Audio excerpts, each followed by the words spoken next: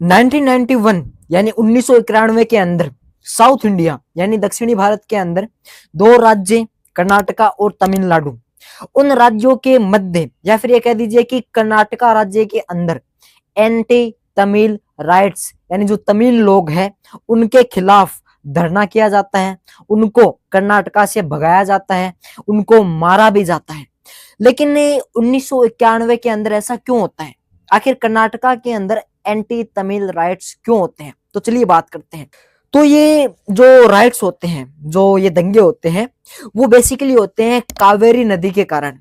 Because जो कावेरी नदी है ना, वो कर्नाटका से निकलती है और कर्नाटका से निकलकर तमिलनाडु होते हुए, केरल होते हुए पुदुचेरी, जो पुदुचेरी है जो केंद्र शासित प्रदेश, वहां तक जाती है। तो होता यह है कि बरसात के मौसम में तो कोई दिक्कत नहीं है, उस नदी के अंदर पानी फुल रहता है, एकदम टैंक फुल रहता है। तो वो जो चार स्थान है, जो कर्नाटका, तमिलनाडु, केरल और पुदुचेरी, उनके अंदर आराम से पानी वितरित हो जाता है, सिंचाई के लिए भी और पीने के लिए भी।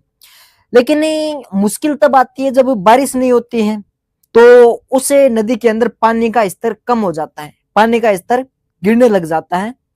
तो ये नदी निकलती है कर्नाटका से। तो जो कर्नाटकी लोग होते हैं ना, वो कहते हैं कि हम अपना पानी यूज करेंगे, बिकॉज ये नदी हमारे कर्नाटका से निकलती है, तो हम जितना पानी यूज करेंगे उतना करेंगे और आगे जितना जाएगा उतना चला जाएगा। लेकिन फर्स्ट ऑफ ऑल हम यूज करेंगे सिंचाई के लिए भी, पीने के लिए भी, जितना सिंचाई के लिए उपयोग होगा उतना हम उपयोग करेंगे। तो कर्नाटका की इस बात से तमिलनाडु के लोगों को दिक्कत होने लगी, बिकॉज तमिलनाडु के अंदर भी सिंचाई करनी पड़ती है, खाने के अनाज के लिए सिंचाई तो करनी पड़ेगी और पीने के लिए भी पानी चाहिए।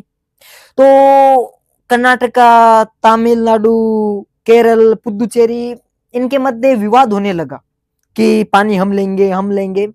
तो विवाद को देखते हुए 21 जून 1990 यानी 21 जून 1990 को जो वहां की सरकार होती है, वो फैसला करती है कि हम इस विवाद को निपटा देंगे, हम इस विवाद को निपटाएंगे। तो विवाद को निपटाने के लिए उन्होंने कावेरी नदी जल विवाद न्यायाधिकरण, ये ऐसा कानून बनाया। और उस कानून के अंतर्गत कर्नाटका को कहा कि कावेरी नदी आपसे निकलती है, तो आप इतना इतना % पानी चारों जगह पर देंगे, यानी जो बाकी की 3 जगह है उनको आप ये पानी देंगे। तो ये फैसला सुनाया जाता है और इस फैसले को 24 जून 1991 को पूरी तरह से लागू कर दिया जाता है। सरकार कहती है कि हम इसको पूरी तरह से लागू करेंगे और सरकार कर्नाटका को यह आदेश देती है कि आप 205 बिलियन फीट क्यूब पानी आप तमिलनाडु को देंगे, आपको तमिलनाडु को देना पड़ेगा। बिकॉज तमिलनाडु के अंदर भी खेती की जाती है, कृषि की जाती है, पीने के लिए पानी उपयोग में लिया जाता है। लेकिन कर्नाटकी लोगों ने कहा कि जो ये कावेरी नदी है वो हमारी माँ है, हम अपनी माँ को किसी के साथ नहीं बांट सकते हैं, यानी हम इस कावेरी नदी का पानी किसी दूसरे को नहीं देंगे, चाहे वो कौन सा भी राज्य हो, चाहे वो कुछ भी हो, हम उसको नहीं देंगे। तो जो 24 जून 1991 वाला जो फैसला होता है, उसके खिलाफ जो कन्नड़ लोग होते हैं, जो कर्नाटका के, वो सुप्रीम कोर्ट के अंदर एप्लीकेशन डालते हैं। हालांकि जो ये जल न्यायाधिकरण वाला जो मैटर होता है, उसके अगेंस्ट किसी भी कोर्ट के अंदर कोई भी एप्लीकेशन नहीं दी जा सकती है।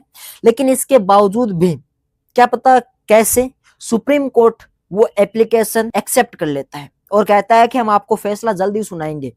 तो सुप्रीम कोर्ट का फैसला आता है दिसंबर के अंदर, फैसला आता है 11 दिसंबर 1991 को, और सुप्रीम कोर्ट भी एज इट इज वही फैसला सुनाता है कि आपको बाकी के तीनों जगहों पर पानी देना पड़ेगा, चाहे वो तमिलनाडु हो, चाहे वो केरल हो, चाहे वो पुदुचेरी हो, आपको पानी का वितरण करना पड़ेगा।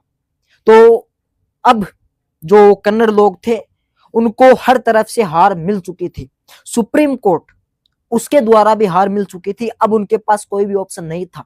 तो उन्होंने सुप्रीम कोर्ट के फैसले के अगले दिन यानी 12 और 13 दिसंबर 2 दिनों तक उन्होंने कर्नाटका बंद का आह्वान किया कि हम सरकार के खिलाफ प्रदर्शन कर रहे हैं, हम सुप्रीम कोर्ट के खिलाफ प्रदर्शन कर रहे हैं, हम तमिलनाडु के लोगों के खिलाफ प्रदर्शन कर रहे हैं।